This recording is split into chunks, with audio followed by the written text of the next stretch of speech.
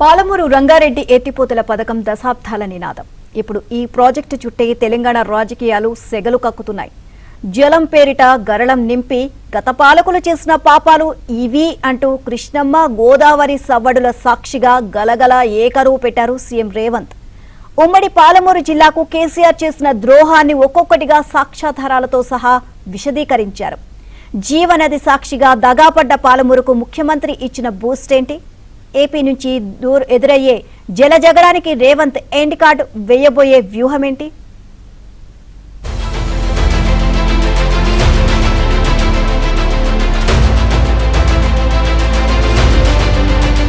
ఉమ్మడి మహబూబ్నగర్ జిల్లాలో సాగునీటి ప్రాజెక్టులను క్షేత్రస్థాయిలో సమగ్రంగా పరిశీలించింది ముఖ్యమంత్రి రేవంత్ నేతృత్వంలోని బృందం. ఇవాళ కుమ్మెరలో పీఆర్ఎల్ఎస్ పంప్ హౌస్ పరిశీలించారు.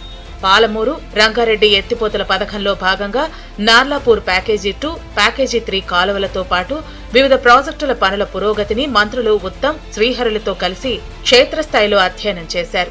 జరుగుతున్న పనుల పురోగతిపై అధికారులను అడిగి తెలుసుకున్నారు. ప్రాజెక్టు పనులను నిర్దేశిత గడువులోగా పూర్తి చేసి పాలమూరు ప్రాంతానికి సాగు, తాగునీటి అవసరాలను తీర్చేందుకు ప్రభుత్వం కట్టుబడి ఉందని వెల్లడించారు ముఖ్యమంత్రి రేవంత్ రెడ్డి. పనుల నాణ్యత విషయంలో రాజీ పడొద్దని, వేగవంతంగా పూర్తి చేయాలని సంబంధిత అధికారులను ఆదేశించారు.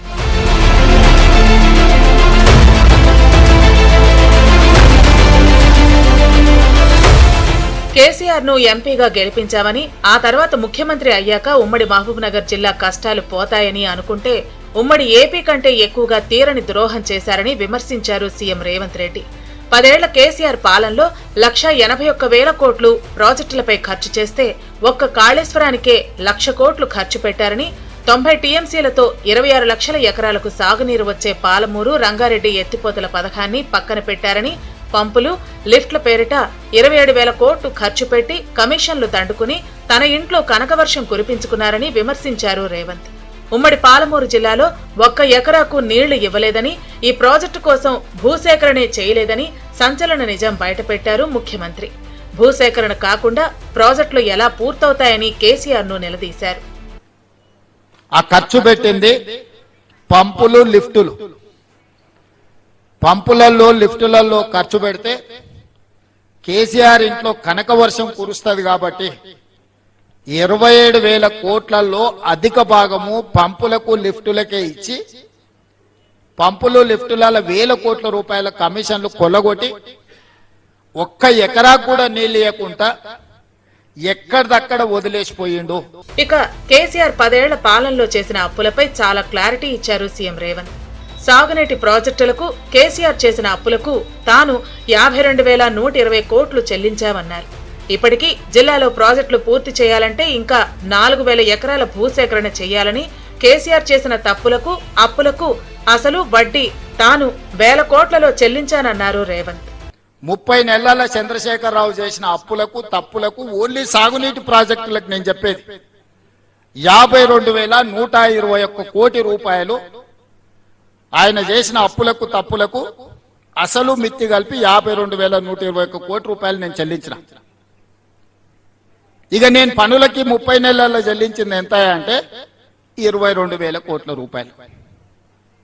52,000 కోట్ల రూపాయలు ఆయన చేసిన అప్పులకు నేను వడ్డీలు, అసలు మిత్తి కడితే నేను మొత్తం రాష్ట్రంలో జరిగిన ప్రాజెక్టులకంతా నేను చెల్లించింది కాంట్రాక్టర్లకు 30 నెలల 22,000 కోట్లు. 22,000 కోట్లు రాష్ట్రం మొత్తం చెల్లిస్తే ఒక్క పాలమూరు జిల్లాలోనే 8,000 కోట్ల రూపాయలు దాదాపుగా. అంటే పాలమూరు జిల్లాకు నేను అధికంగా నిధులు ఇచ్చినట్ట, పాలమూరు జిల్లాకు అన్యాయం చేసినట్ట. ఇప్పటికీ జిల్లాల ప్రాజెక్టులు పూర్తి చేయాలంటే 4,000 ఎకరాల భూసేకరణ చేయాలి. గోదావరి, కృష్ణా నదీ జలాల విషయంలో తెలంగాణ హక్కులపై రాజీ లేదని స్పష్టం చేశారు సీఎం రేవంత్. వ్యూహాత్మకంగా సరైన ఎత్తుగడలతో మనకు రావాల్సిన ప్రతి చుక్క నీటి హక్కులను కాపాడుకునే బాధ్యత తనదని, పాలమూరు రంగారెడ్డి ఎత్తిపోతల నీటి కేటాయింపులపై 100% ఎన్ఓసీ ఇస్తే బనకచర్ల, నల్లమల్ల సాగర్పై తెలంగాణతో చర్చించేలా కేంద్రంతో చంద్రబాబు సర్కార్కు చెప్పించినట్లు తన వ్యూహాన్ని బయటపెట్టారు రేవంత్ రెడ్డి. కృష్ణానదిపై ఉన్న సమస్యలను 6 నెలల్లో పరిష్కరిస్తానని, చిల్లర మాటలకు తమ ప్రభుత్వంలో తావు లేదన్నారు. నీకు పంచాయతీ కావాలన్నా పరిష్కారం కావాలంటే నేను పరిష్కారం కోరుకుంటా. పరిష్కారం దొరికినప్పుడు పంచాయతీ ఎట్లాగూ ఉంటుంది. పంచాయతీ చేస్తే పరిష్కారం అయితే అనుకుంటే పంచాయతీ చేసేనే పరిష్కారం చేసుకుంటా. నీళ్ళ విషయంలో నాకు చాలా స్పష్టత ఉంది.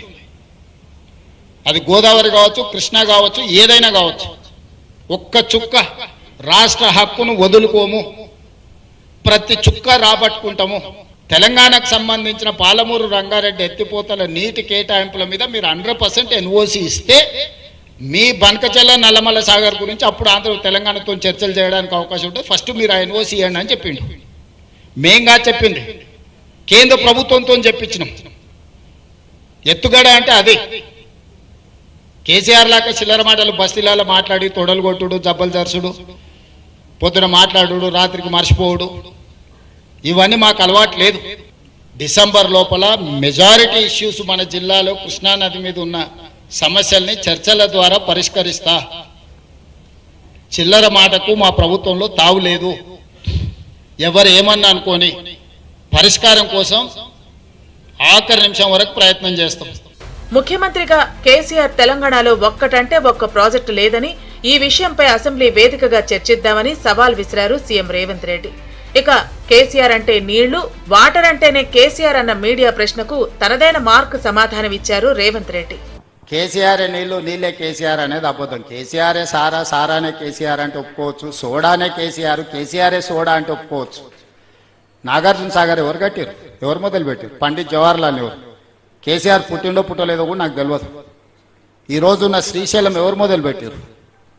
పండిత్ జవహర్లాల్ నెహ్రూ మొదలు పెట్టారు. ఉత్తర తెలంగాణలో ఉన్న ఎస్ఆర్ఎస్పీ ఎవరు మొదలు పెట్టారు? పండిత్ జవహర్లాల్ నెహ్రూ గారు మొదలు పెట్టారు. కొత్తగా కేసీఆర్ మొదలు పెట్టిందే లేదు. ప్రాణైతే చెవెళ్ళు ఎవరు మొదలు పెట్టిండ్రు? పేరు మార్చి, ఊరు మార్చి, అంచనాలు మార్చి దోపిడీ చెయ్యడమే కేసీఆర్ కు తెలుసు. కేసీఆర్ సొంతంగా ఆలోచన చేసి మొదలుపెట్టిన ప్రాజెక్టు మొత్తం తెలంగాణ రాష్ట్రంలో లేదు. నేను సూటిగా సవాల్ విసురుతున్నా, అసెంబ్లీలోనే చర్చ చేద్దాము. పాలమూరు ప్రాజెక్టులు పూర్తి చేసుకుంటామని, అట్ ది సేమ్ టైం రిజర్వాయర్లు కూడా నిర్మించుకుంటామన్నారు సీఎం రేవంత్.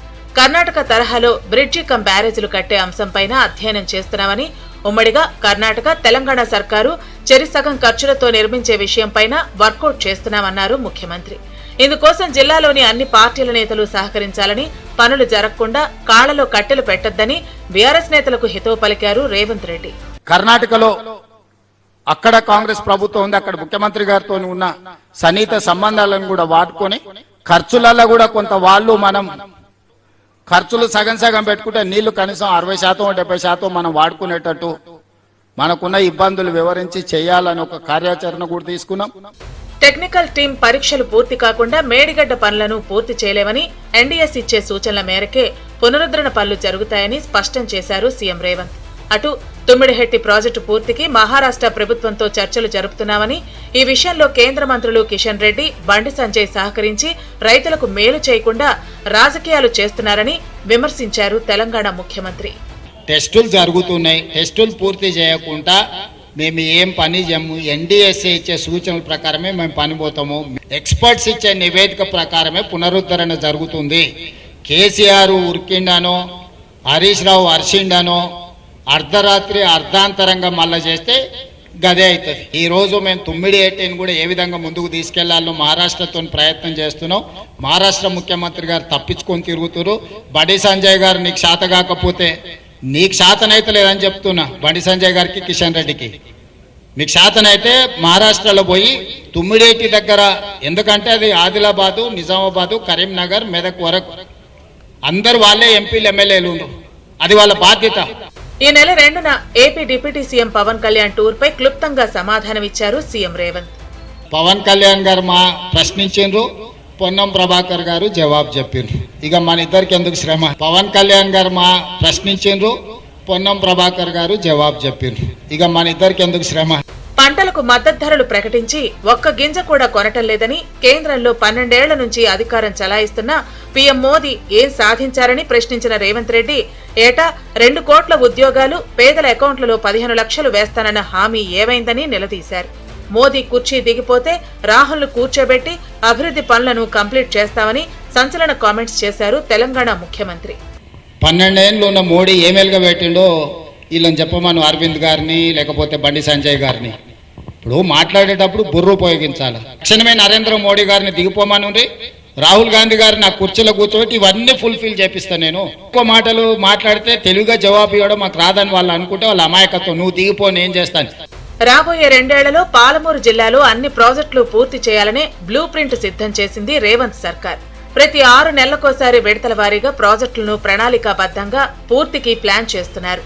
గతంలో పాలమూరు ప్రాజెక్టులకు అంచనా వ్యయం 55,000 కోట్లు అని చెప్పిన గత పాలకులు 27,000 కోట్లు ఖర్చు చేశామని చెబితే 90% పనులు ఎలా పూర్తవుతాయని లాజిక్ లాగారు సీఎం రేవంత్. భూసేకరణ చేయకుండా ఉన్నదంతా ఊడ్చుకెళ్లి దోచుకెళ్లి ప్రజలను భ్రమంలో పెట్టారని కేసీఆర్ పై దుమ్మెత్తి పోశారు. పాలమూరు జిల్లాలో ఉన్న ప్రతి పెండింగ్ ప్రాజెక్టు పూర్తికి యుద్ధ ప్రాతిపదికన క్షేత్రస్థాయిలో ప్లాన్ చేస్తున్నామని, ఇందుకు అందరూ సహకరించాలని తన జలయజ్ఞ కాంక్షను వెల్లడించారు సీఎం రేవంత్.